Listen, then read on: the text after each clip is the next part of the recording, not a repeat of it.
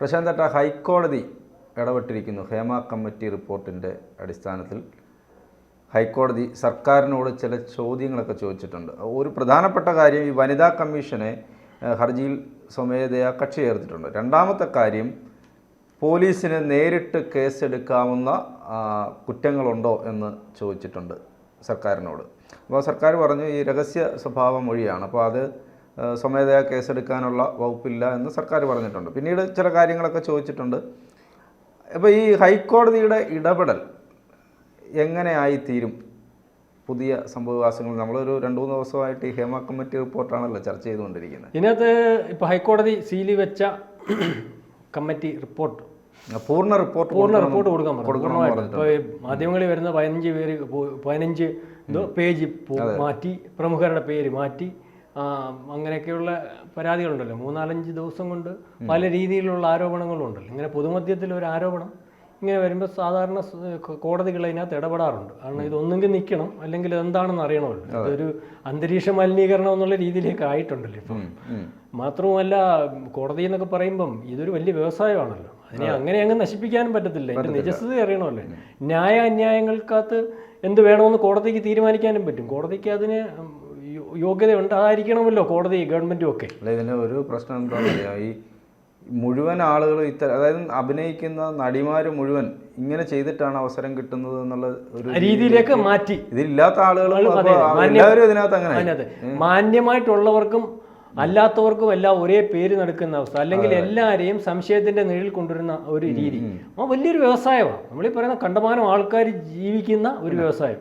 അതിനോടനുബന്ധിച്ച് സിനിമാക്കാർ, മെയിൻ നടന്മാർ മാത്രമല്ലല്ലോ, സിനിമാ സംവിധായകരെ, അല്ലെങ്കിൽ അതിൻ്റെ ബോയ്സ്, മറ്റു ലക്ഷക്കണക്കിന് ആൾക്കാർ, അത് കഴിഞ്ഞിട്ട് തിയേറ്ററിൽ വരുമ്പോഴുള്ളത്, അത് കഴിഞ്ഞിട്ട് സർക്കാരിന് കിട്ടുന്ന വരുമാനം. അപ്പോൾ ഇത്തരത്തിൽ ഒരു നല്ല രീതിയിൽ കേരളത്തിൽ ഈ വ്യവസായം നിൽക്കുന്ന ഒരു സമയത്ത് ഇതിനകത്തുനിന്ന് കുറേ പേരുടെ അതൃപ്തിക്ക് ഭാഗമായിട്ട്, അല്ലെങ്കിൽ അവർ ഇനി ഈ പറഞ്ഞ അതൊക്കെ അനുഭവിക്കേണ്ടി വന്നിട്ടുണ്ടെങ്കിൽ, ആ അനുഭവിക്കേണ്ടി വന്നിട്ടുള്ളവർക്ക് പരാതി ഉണ്ടെങ്കിൽ അതിന് കോടതിക്ക് സംരക്ഷണം കൊടുത്താൽ പരാതിക്ക് പരിഹാരം കണ്ടെത്താനായിരിക്കും കോടതി മുദ്രാവാക്യ കവറിൽ ഇത് കൊണ്ടുവരാൻ പറഞ്ഞിരിക്കുന്നത്.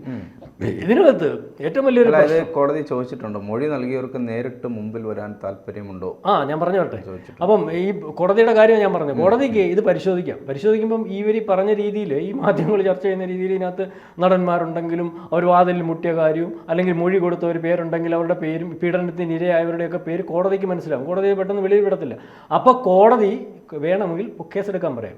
പക്ഷേ എടുത്തു കഴിഞ്ഞാൽ പോലീസിനടുത്ത് പറയാം സൊമോട്ടോ കേസ് എടുക്കുക. കേസ് എടുത്തു കഴിഞ്ഞാൽ ഈ കേസ് വെളി വരുമ്പോൾ പോലീസ് ആദ്യമേ ഈ മൊഴി കൊടുത്ത സ്ത്രീയെ വിളിച്ചു ചോദിക്കും, നിങ്ങൾക്ക് ഇന്നതുപോലെ കോടതി പറഞ്ഞനുസരിച്ച് ഞങ്ങൾ കേസെടുക്കാൻ പോവുകയാണ്, നിങ്ങൾക്ക് വന്ന് മൊഴി തരാൻ പറ്റുമോ, അല്ലെങ്കിൽ നിങ്ങൾക്ക് ഈ മൊഴി സാധൂകരിക്കാൻ പറ്റുമോ? അവിടെ വെച്ചില്ലെന്ന് പറഞ്ഞാൽ കേസ് അന്നേരം തീരുവോ? പറയുന്നത് ജോൺ മനസ്സിലാവുന്നു. അപ്പം ഇപ്പം തന്നെ ഈ കേസ് അതിനാരും ചെല്ലത്തില്ലെന്നുള്ളതാണല്ലോ ഇപ്പം 2-3 ദിവസം കൊണ്ട് നമ്മൾ കണ്ടുകൊണ്ടിരിക്കുന്നത്. കാരണം എല്ലാവരും അന്തരീക്ഷത്തിൽ അദൃശ്യമായിട്ടാണ് നിൽക്കുന്നത്. ചില ആൾക്കാർ പറഞ്ഞിട്ട് സമയമാവട്ടെ. അപ്പോൾ ഇതുവരെ സമയമായിട്ടില്ല. ഇനി എപ്പോഴാണ് സമയം? കോടതി ഇടപെട്ടു. കോടതി ഇപ്പം ഈ സ്വമേധയാ കേസെടുക്കുമെന്ന് വെച്ചു, അല്ലെങ്കിൽ ഇപ്പോൾ അവർ ഇത് വനിതാ കമ്മീഷനെയൊക്കെ ഏൽപ്പിച്ചു. അതിൻ്റെ നിയമപരമായിട്ടുള്ള രീതിയിൽ ഇന്നലെ പിണറായി വിജയൻ പറഞ്ഞു, നിങ്ങൾ പരാതി ഉള്ളവർ പറ, ഞാൻ കേസെടുക്കാം. ബാലൻ പറഞ്ഞു, എനിക്കാണെങ്കിൽ ഒരു ആളോടും താല്പര്യമില്ല, ആരുടെ പേരിലാണ് അനീതി ഉള്ളത് അവരുടെ പേരിൽ കേസെടുക്കാം. മന്ത്രി ആയാലും കൊള്ളാം, തന്ത്രി ആയാലും കൊള്ളാം, പ്രമുഖനായാലും കൊള്ളാം. കേസ് വന്നാൽ കേസാ. ആരെങ്കിലും പീഡിപ്പിച്ചെന്ന് പറഞ്ഞിട്ട് അറിയാമല്ലോ, ജോണിനറിയാമല്ലോ, ഒരു സ്ത്രീ പരാതി കൊടുത്താൽ അതിനകത്തുണ്ടാകുന്ന ബുദ്ധിമുട്ട്. പിന്നെ ഇപ്പം ഈ സ്ത്രീകൾ പരാതികൾ മനഃപൂർവ്വം കൊടുക്കുന്നു എന്ന് കണ്ടുകൊണ്ട്, അല്ലെങ്കിൽ ഈ ബലാത്സംഗം എന്ന് പറഞ്ഞ് കൊടുക്കുന്ന കേസുകൾ പരസ്പര ധാരണയോടുകൂടിയുള്ള ലൈംഗിക വീഴ്ച ആയതുകൊണ്ട് പലപ്പോഴും കോടതിക്ക് മനസ്സിലായിട്ടുള്ളതും, അല്ലെങ്കിൽ ഇതൊന്നും നടക്കാതെ തന്നെ പുരുഷന്മാരെ കൊടുക്കുന്നതിന് വേണ്ടി ഇത് ഉപയോഗിക്കുന്നതൊക്കെ കൊണ്ടാണ് അന്വേഷിച്ചിട്ട് കേസ് ഫ്രെയിം ചെയ്യാനും അല്ലെങ്കിൽ കേസെടുക്കാനും ഒക്കെ സുപ്രീം കോടതിയൊക്കെ പല കേസുകളും പറഞ്ഞാണ്. ജഡ്ജിമാർക്ക് ഉൾപ്പെടെ ഉള്ളവർക്ക് ഇത് ബോധ്യമായി, മനസ്സിലാവുന്നുണ്ട്. പലരെയും ഇല്ലായ്മ ചെയ്യുന്നതിന്, പലരെയും സമ്പത്ത് കൈക്കലാക്കുന്നതിന്, പലരെയും മോശമാക്കുന്നതിനൊക്കെ ഇത് ഉപയോഗിക്കുന്നു. അപ്പോൾ ഇതിനകത്ത് നിയമപരമായിട്ട്, നിയമവിദഗ്ധരുമായിട്ട് സംസാരിക്കുമ്പോൾ അവർ പറയുന്നത് കേസെടുത്താൽ പക്ഷെ ഒരു കുഴപ്പം കൊണ്ടുണ്ട്. ആരാണ് ആ മൊഴി വെച്ചിട്ട് ഓരോരുത്തരെയും വിളിപ്പിക്കുക. അവർ വന്നിട്ട് കേസെടുക്കുമ്പോൾ ശരിയാണെന്ന് പറഞ്ഞാൽ മതി. ഈ പറഞ്ഞ ശരിയാണെന്ന് പറഞ്ഞാൽ കേസ് നയിക്കും. അപ്പം ഒളിച്ചിരുന്നുള്ള കളി നടക്കത്തില്ല. അങ്ങനെ വരട്ടെ. അങ്ങനെ ഉണ്ടെങ്കിൽ ഈ പറയുന്ന ആർജവത്തോടു കൂടി പറയുന്ന പീഡനം ഉണ്ടെന്ന് ഫീൽഡിൽ പറയുന്ന അത് നിർത്തലാക്കണമെങ്കിൽ ഇത്തരത്തിൽ കേസെടുക്കാൻ ഈ ആർജവം കാണിച്ചവർ കോടതിയിലും അല്ലെങ്കിൽ നിയമവ്യവസ്ഥയുടെ മുമ്പിലും വന്ന് കാണിക്കട്ടെ. അവർക്ക് സംരക്ഷണം ഇപ്പം നിൽക്കുന്ന മാധ്യമങ്ങൾ കൊടുക്കത്തില്ലേ, രാഷ്ട്രീയക്കാർ കൊടുക്കത്തില്ലേ, ഇപ്പം സംസാരിക്കുന്നവരൊക്കെ കൊടുക്കത്തില്ലേ? അപ്പം അതൊന്നുമല്ല, നമുക്ക് മനസ്സിലാവുന്നത് ഇത് വേറെ ചില അജണ്ടകളുടെ ഭാഗമാണ്. അതുകൊണ്ടാണല്ലോ ഇതിന് ആർജവത്തോടു കൂടി ഇത് വെളിയിൽ വരണമെന്ന് പറയുമ്പോൾ അല്ലെങ്കിൽ എടുക്കണമെന്ന് പറഞ്ഞപ്പം നിന്നവരും അല്ലെങ്കിൽ വെളിയിൽ വരണമെന്ന് പറഞ്ഞപ്പോൾ നിന്നവരും ഒന്നും ഇപ്പോൾ ആ പഴയ ആർജവമില്ലല്ലോ. അല്ലെങ്കിൽ തിരിഞ്ഞ് അപ്പോൾ അതിൻ്റെ അവരുദ്ദേശിക്കുന്ന രീതിയിൽ ഇൻഡസ്ട്രിയെ മോശമാക്കി. ഇൻഡസ്ട്രി മോശമാണോ അല്ലയോ എന്നുള്ള കാര്യമൊക്കെ ജനത്തിനറിയാം, എല്ലാത്തിനെപ്പറ്റിയും ജനത്തിനറിയാം. എല്ലായിടത്തും മോശമായ രാഷ്ട്രീയത്തിനകത്തും അല്ലെങ്കിൽ ഈ സാമുദായിക സംഘടനകൾക്കകത്തും സിനിമയ്ക്കകത്തും ഒക്കെ ഉണ്ട് ഈ മാഫിയ എന്ന് പറഞ്ഞാൽ, അല്ലെങ്കിൽ പൈസ ഉള്ളവൻ്റെ മേൽക്കോയ്മയൊക്കെ ഉണ്ട്. ഇതൊക്കെ സഹിച്ചും അല്ലെങ്കിൽ പ്രശ്നങ്ങളൊക്കെ ഉണ്ട്. ഒരു പരിധിവരെ അതിൻ്റെ അകത്ത് പല രാഷ്ട്രീയ പാർട്ടികളുടെ അല്ലെങ്കിൽ സാമൂഹ്യ സമൂഹത്തിൻ്റെയൊക്കെ ഇടപെടൽ കൊണ്ടാണ് ഒരു പരിധിവരെയൊക്കെ നിന്ന് പോകുന്നത്. ഇതൊക്കെ എല്ലാവർക്കും അറിയാവുന്ന കാര്യമാണ്. ഇപ്പം നമുക്ക് ഉദാഹരണത്തിന് വരും, സ്വമേധയാ കേസെടുക്കാൻ പറ്റും, കളിപ്പിച്ചിട്ട് പോകാനൊക്കത്തില്ല. പോലീസ് വിചാരിച്ചാലെന്ന് പറഞ്ഞാൽ രാഹുൽ പന്തീരങ്കാവിൽ ഒരു കേസുണ്ടല്ലോ, ഒരു പെൺകുട്ടിയെ കല്യാണം കഴിപ്പിച്ചതിന് ശേഷം വീട്ടിലിട്ട് എന്നിട്ട് അച്ഛനും അമ്മയും എല്ലാം കൂടെ പെൺകുട്ടിയോടെ കൊണ്ട് കേസ് കൊടുത്തില്ലേ. ആ കേസെടുത്തു. കേസെടുത്തിട്ട് 10 ദിവസം കഴിഞ്ഞപ്പം ആ പെൺകുട്ടിയെ വീട്ടിൽ വിളിച്ചുകൊണ്ട് പോയി. അയാൾ ഇവിടുന്ന് ജാമ്യം കിട്ടാത്ത അവസ്ഥ വന്നപ്പോൾ അല്ലെങ്കിൽ ജർമ്മനിയിലോട്ടോ വെള്ളം പോയി അവിടെ നിന്ന് കേസ് നടത്താൻ വേണ്ടി ശ്രമിക്കുമ്പോൾ ഈ പെൺകുട്ടി മൊഴി മാറ്റി. എന്ന് വെച്ച് കഴിഞ്ഞാൽ ഇയാൾ എന്നെ ഒന്നും ചെയ്തിട്ടില്ല, എൻ്റെ അച്ഛൻ്റെയും അമ്മയുടെയും പ്രേരണ കൊണ്ടാണ് ഇതെല്ലാം നടന്നത്. ഇതുപോലെ പല കേസുകളുടെയും പുറകിൽ ഇതുപോലെ പ്രേരണയുണ്ട്. ആ പെൺകുട്ടി പറഞ്ഞതിനകത്ത് വാസ്തവം അവാസ്തവം നമുക്കറിയത്തില്ല. പക്ഷേ പെൺകുട്ടി പറഞ്ഞത് എങ്ങനെയാണ്, ഞാനും അയാളോട്ടൊരു പ്രശ്നമില്ല, ഈ കേസ് എൻ്റെ അച്ഛനും അമ്മയുടെയും സമ്മർദ്ദം കൊണ്ട് അവർ ആത്മഹത്യ ചെയ്യുമെന്ന് പറഞ്ഞതുകൊണ്ട് എടുത്തതാണ്. പക്ഷേ പോലീസ് ആ കേസ് കിട്ടില്ല. പോലീസ് കോംപ്രമൈസ് ചെയ്യണമെന്ന് പറഞ്ഞപ്പോഴും പോലീസിൻ്റെ മുമ്പിൽ മൊഴി കൊടുത്തു, അല്ലെങ്കിൽ മജിസ്ട്രേറ്റിന് മുമ്പിൽ 164 കൊടുത്തു. അപ്പം അതിനകത്ത് FIR എടുക്കുന്ന മുമ്പിൽ അവർക്ക് ബോധ്യപ്പെടുന്ന രീതിയിൽ മൊഴി ഉണ്ടായിരുന്നു. പോലീസ് പറഞ്ഞിട്ടുണ്ട് ഇത് വരട്ടെ, കോടതിയിൽ നമുക്ക് കാണാം. അങ്ങനെ കേസെടുപ്പിച്ചിട്ട് സമൂഹത്തിന് മൊത്തം ബുദ്ധിമുട്ടുണ്ടാക്കിയിട്ട് അല്ലെങ്കിൽ പോലീസിനെ വരെ നാണക്കേടുണ്ടാക്കി ഉദ്യോഗസ്ഥന്മാരെ സസ്പെൻഡ് ചെയ്യുന്നതൊക്കെ ഒരു അവസ്ഥ വന്നിട്ട് അങ്ങനെ വേണ്ട എന്നുള്ള രീതിയിൽ. പിന്നെ ജോണെ ഇതിനകത്ത് ഈ ഒരു ഫീൽഡിൽ പെണ്ണുങ്ങൾ ഈ ഒരു ഫീൽഡിലേ ഉള്ളൂ പെണ്ണുങ്ങൾ. ഒന്ന് ആലോചിച്ച് നോക്കി, പോലീസിൽ എല്ലാ ഡിപ്പാർട്ട്മെൻറ്റിലും ഇല്ലേ, പോലീസിലില്ലേ? നമ്മളിങ്ങോട്ട് വരുമ്പോൾ കണ്ടിട്ടില്ലേ പാവം പിടിച്ച പോലീസ് ഉദ്യോഗസ്ഥർ, ആണുങ്ങളും പെണ്ണുങ്ങളും എല്ലാം റോഡിൽ നിന്ന് കൈ കാണിച്ച് നമ്മുടെ വണ്ടിയൊക്കെ വിടാനും അവരാ ജോലി ചെയ്യുന്നതൊക്കെ കണ്ടിട്ടില്ലേ? മാധ്യമരംഗത്തില്ലേ? അല്ലെങ്കിൽ പോട്ടെ കൂലിപ്പണി നടക്കുന്ന റോഡിൽ മൈക്കാട് പണിക്ക് പോകുന്ന പെണ്ണുങ്ങളുടെ ഇടയിൽ ഇവർക്കെല്ലാം ഈ സ്ത്രീകളുടെയൊക്കെ പരിവേഷമല്ലേ ഉള്ളൂ, വ്യത്യാസമൊന്നുമില്ലല്ലോ. അല്ല സിനിമാ നടികളെന്ന് പറയുന്നവർക്ക് പ്രത്യേക പരിവേഷമുണ്ട്, അവരങ്ങ് പരിവേഷം ഉണ്ടാക്കി വെച്ചേക്കുക. മനസ്സിലാവുന്നുണ്ട്?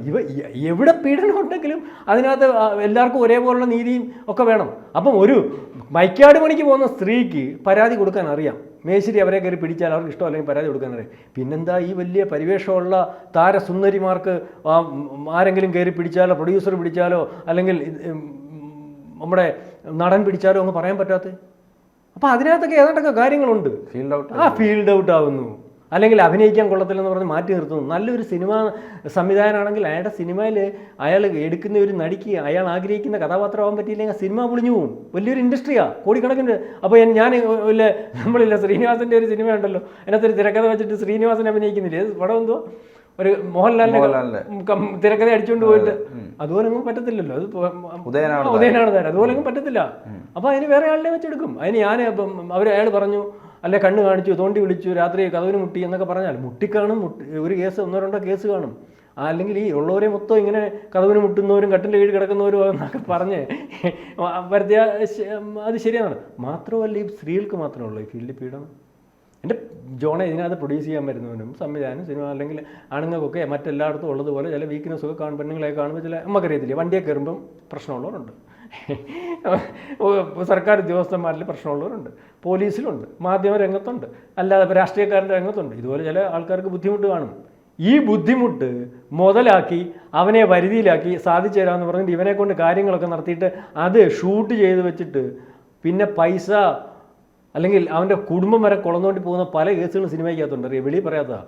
ഇത് ഞാൻ വെളി വിടും എന്ന് പറഞ്ഞുകൊണ്ട് ഈ പാവം പിടിച്ചതിൻ്റെ ഒരു നിമിഷത്തെ ഒരു സെക്കൻഡ്